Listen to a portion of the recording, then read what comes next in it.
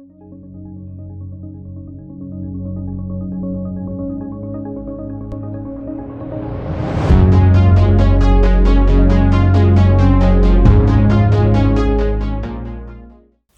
everyone, my name is Kartik and my channel is about mental models. I hope you're enjoying my videos. If you are, then please subscribe to my channel, and as always, please like and share this video with everyone you know. In this video, I'm going to be talking about false positives and false negatives as a mental model. This mental model is grouped with the mental models that are used in interpreting information, such as Bayes' theorem and regression to the mean. So this mental model, false positives, false negatives, is somewhat connected to these two. The good thing about false positives and false negatives about this mental model is that it is a pretty easy one to understand, and we can see these false positives, false negatives in many walks of life. It may seem obvious to say this, but false positives and false negatives are opposites of true positives and true negatives. True positives are when something is detected, when a certain event happens. And a true negative is where nothing is detected. So let's say tick detected. So nothing is detected when there is no event, when nothing happens. So I thought to explain this small thing before I explain false positives and false negatives, because even though I think it's quite obvious, it is still important. So what are false positives and false negatives? A false positive is when A false positive is when something is detected, but the event, the reality, nothing has happened. The event doesn't happen. There's nothing happened in reality. And similarly, a false negative is where nothing is detected, but the corresponding event where something should have been detected does actually happen. So in reality, something has happened, but it just hasn't been picked up. The system or whatever it is hasn't picked this up. So let's take an example. Your house alarm goes off, starts ringing, but there is no intruder. You're sort of walking that way. There's no intruder, your house alarm goes off. This is a false positive. The alarm thought it detected something and sounded the alarm, but the event of an intruder breaking into the house and or setting off the alarm did not actually happen. Now let's say, so in this case this is a false positive. Let's say your house alarm does not go off, but an intruder did break into your house. In this case, this is known as a false negative. The alarm system did not detect or pick up the fact that an intruder broke into the house when they did, and so in this case, unfortunately, the intruder was able to steal the possessions and go unnoticed. So what is the more dangerous of the two? Or what is dangerous, let's say? Well, on the face of it, it seems that false negatives are more dangerous than false positives, which seem to be a bit more of a nuisance or an annoyance. And the fact of the matter is because in a false negative there is no alert to the fact that something is happening. There's no sort of, nothing's coming out of it. You don't know something negative is going on. So you might think, actually, well, this is a lot more dangerous. And you, in sort of 90% of scenarios, that would be the case.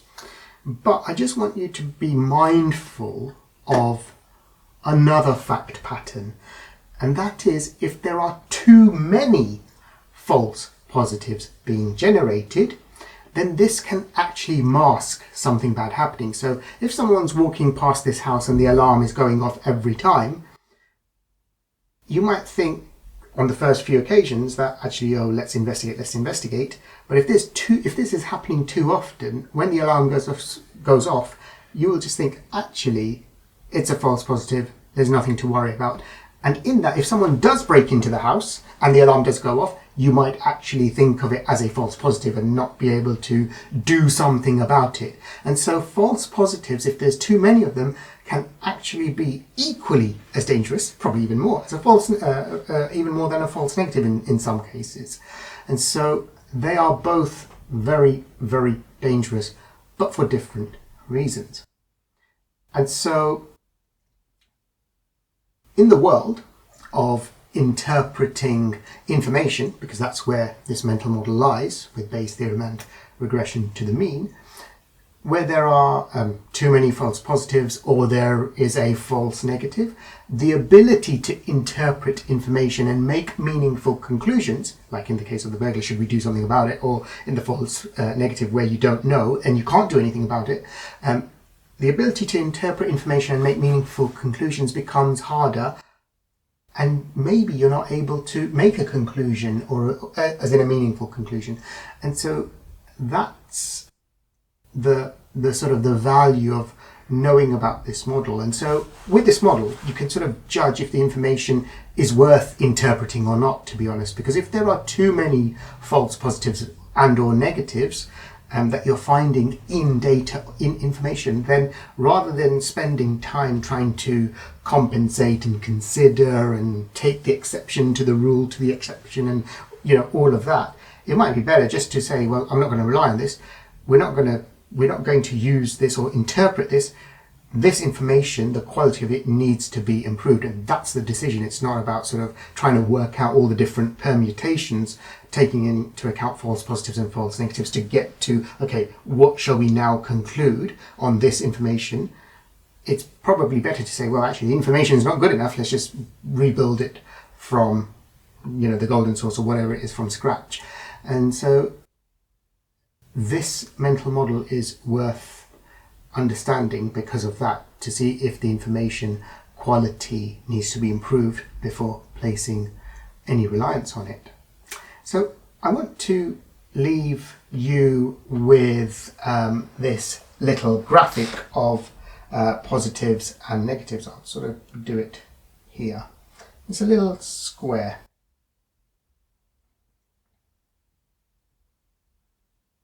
A little graphic. And so in this square you've got true positives and you've got true negatives, and you've got false positives and false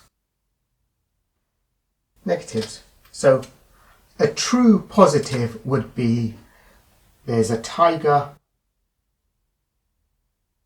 in a farm. Tiger in the farm. Farmer raises the alarm, and then essentially the farm animals are saved. That's the outcome. In your false negative,